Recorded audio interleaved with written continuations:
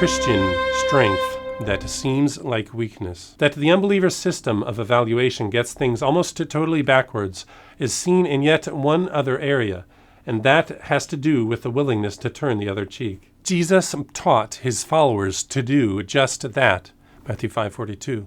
But the conviction underlying that teaching runs through the very heart of the Christian message. Jesus was Lord of Lords, the creator of the universe, sustaining all things in existence by his powerful word, Hebrews 1:3. Yet when his creatures sinned and turned to wickedness, he withheld his eternal judgment for a time, and he first became a man and willingly suffered and died when he was able to call on 12 legions of angels to save himself.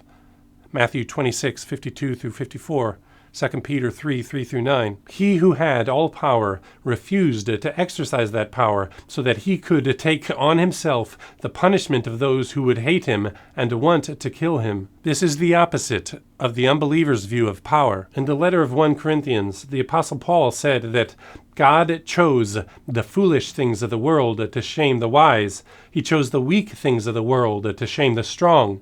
1 Corinthians 4:7. So it was in the life of Jesus. Although he will come again to earth and strike down his enemies with the sword of his mouth, he first turned the other cheek, suffered and died at the hands of sinners for the eternal salvation of sinners, and thus won the greatest battle through weakness. Still, as with the ironic turning of the tables for the Dunning-Kruger spirituality of the unbeliever, the weakness of Jesus was actually a show of strength. On being attacked, it is very easy to draw a sword or pull out a gun and fight back. It requires far more strength and courage to leave the sword in its scabbard, the gun in its holster, and willingly suffer and die at someone else's hands. That is even more true if one has the power to stop the pain and vanquish one's opponent at a moment's notice, as was true in the case of Jesus. The unbeliever thinks that the power of force is something to be used to bend others to his will and to subdue them. That is what his strength is to the unbeliever.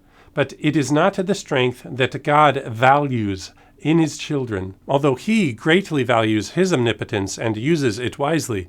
And although I would put the case of war and law enforcement in its own category, the strength he esteems in his creatures is generally the opposite of the physical force the unbeliever cherishes. He desires that his children would be like him, giving their lives for the salvation of others as he did. That requires true strength that only God gives. The believer has that strength. The unbeliever does not. And yet, in his own little world of misguided Dunning-Kruger spirituality, it is the unbeliever who thinks himself strong. Thank you for listening. Credible Faith is a global missions-minded apologetics ministry with content available in 7 different languages across 7 websites: German, Russian, Italian, French, Spanish, Portuguese, and English. If you would like to support the global apologetics work of Credible Faith, go to crediblefaith.org and click on the donate icon. If you would like me to give an apologetics workshop or participate in a debate at your university, or if you would like me to give a Great Commission missions conference or apologetics conference at your church, get in touch with me through the Contact Us section of the Credible Faith website. You can also submit a request through the website to get Credible Faith's monthly email.